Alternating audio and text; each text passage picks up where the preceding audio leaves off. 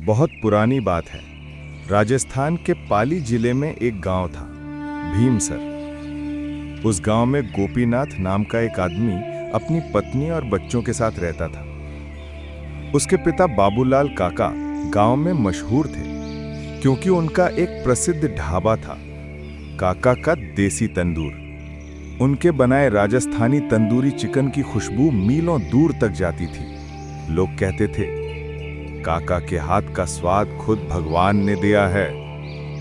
गांव में जब भी कोई जश्न होता तो लोग कहते, भाई अगर काका का तंदूर नहीं तो जश्न अधूरा है। काका के साथ उनका बेटा गोपीनाथ भी ढाबे में हाथ बंटाता था। धीरे धीरे उसने भी तंदूरी की सारी बारीकियां सीख ली। लेकिन जैसे किस्मत कभी मीठी तो कभी कड़वी होती है, वैसे ही गोपी के जीवन में बुरा वक्त आ गया। काका गंभीर बीमारी में फंस गए। दवाइयां हुई, मंदिरों में मन्नतें मांगी गईं, पर नियति को कौन टाल सका।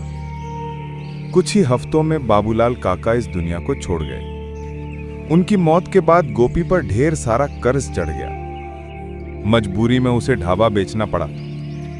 कर्ज चुका दिया, पर न ढाबा रहा न पहचान। धीरे धीरे पैसों की तंगी आने लगी। गोपीनाथ को समझ आ गया कि घर में बैठकर पैसा नहीं बढ़ता, उसे तो पसीने से कमाना पड़ता है। इसलिए उसने उसी पुराने ढाबे में नौकरी कर ली जिसे कभी उसके पिता चलाते थे। अब जब गोपी तंदूरी बनाने लगा तो लोग फिर से उसी पुराने स्वाद में खो गए। अरे भाई, ये तो वही स्वाद है, वही मसाला, जैसे बाबूलाल काका जिंदा हो गए हों। गोपी मुस्कुराता, ऊपर वाला ही रसोइया है भैया, मैं तो बस उसका औजार हूं।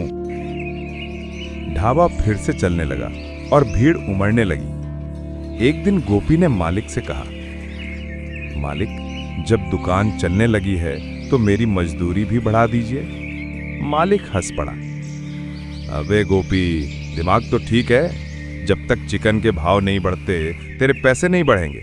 तेरी मेहनत वही, तेरा काम वही, फिर क्यों दूं ज्यादा। गोपी बोला, मालिक, आपने खुद कहा था कि अगले महीने 10,000 देंगे, पर अब तक 8,000 ही मिल रहे हैं। मालिक झल्ला कर बोला, काम करना है तो कर, नहीं तो दरवाजा खुला है, तेरे जाने से मेरा तंदूर नहीं बुझ जाएगा। आहत गोपी चुपचाप घर चला आया। घर पहुंचकर उसने अपनी पत्नी मीना को सब बताया। मीना बोली, अरे जब घर अच्छे से चल रहा था तो तूने तनख्वाह का झगड़ा क्यों किया? अब बिना काम के कैसे गुजारा होगा? गोपी ने दृढ़ आवाज में कहा, मीना, अब मैं किसी का नौकर नहीं बनूंगा। मैं अपना खुद का ढाबा खोलूंगा, चाहे उधार ही क्यों ना लेना पड़े। अब वक्त मेरा इम्तिहान ले, मैं तैयार हूं। मीना ने आह भरी।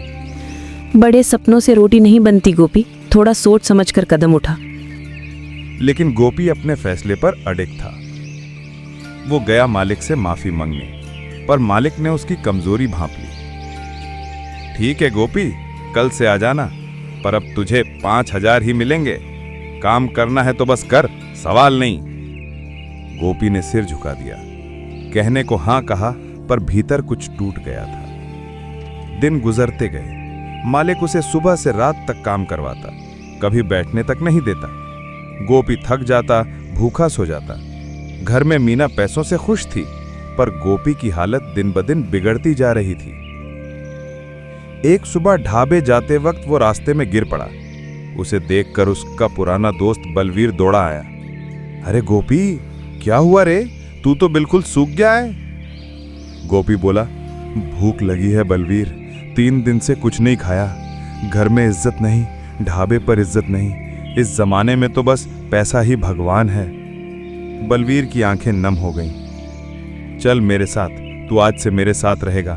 मेरे पास थोड़ा बहुत पैसा है, मिलकर कुछ शुरू करते हैं। गोपीनाथ ने कहा, मेरे पास हुनर है तंदूरी का, अगर एक ठेला मिल जाए तो सब कुछ फिर से बन सकता है। बलवीर ने कहा, ढाबा नहीं, ठेले से शुरू कर।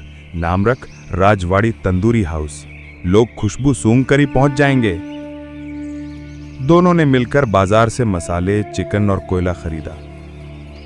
गांव के चौक पर ठेला लगाया। शाम तक जब तंदूरी की खुशबू हवा में घुली तो लोगों की भीड़ उमड़ पड़ी।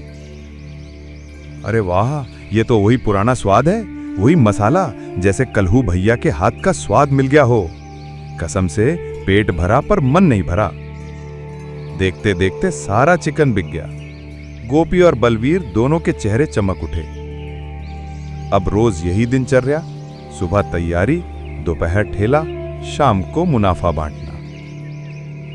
उधर ढाबे वाला मालिक परेशान, मेरे ढाबे पर लोग क्यों नहीं आ रहे। एक दिन वो खुद देखने निकला।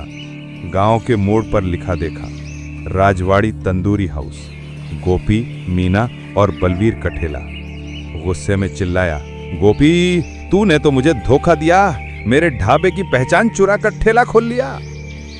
गोपी शांत स्वर में बोला, नहीं मालिक, मैंने कुछ नहीं छीना, मैंने सिर्फ अपना हक पाया है, पसीने से। मालिक बोला, मेरे पास आजा, मुनाफे से ज्यादा दूंगा। गोपी मुस्कुरा कर बोला, अब मैं रोटी कमाता हूं, गुलामी नहीं, आप जा सकते हैं मालिक। गोपी चला गया, पर बदला उसके दिल में जलने लगा। वो गया बलवीर के पास। बलवीर, तुम ठेले पर जिंदगी भर मजदूरी करोगे, मेरे साथ आओ, ढाबे के मालिक बन जाओ, बस गोपी का मसाला मेरे लिए ले आओ। बलवीर पहले तो चुप रहा, फिर उसके लालच ने आंखों पर पर्दा डाल दिया। अगले दिन उसने गोपी का मसाला चुरा लिया और ढाबे वाले को दे दिया। ढाबे में फिर वही खुशबू फैल गई, लोग लौटने लगे वहां। गोपी की दुकान सूनी पड़ गई। जब उसे सच्चाई पता चली तो उसने बलवीर को उसका हिस्सा देकर साझेदारी खत्म कर दी। कुछ दिन बाद ढाबे वाले का मसाला खत्म हो गया। अब उसके चिकन में पहले जैसा जादू नहीं रहा। लोग फिर से गोपी के ठेले की ओर लौटने लगे। इस बार गोपी ने समझ लिया कि स्वाद मसाले में नहीं, ईमान में होता है। सीख, मेहनत कभी धोखा नहीं देती और ईमान का स्वाद हर मसाले से ज्यादा गहरा होता है।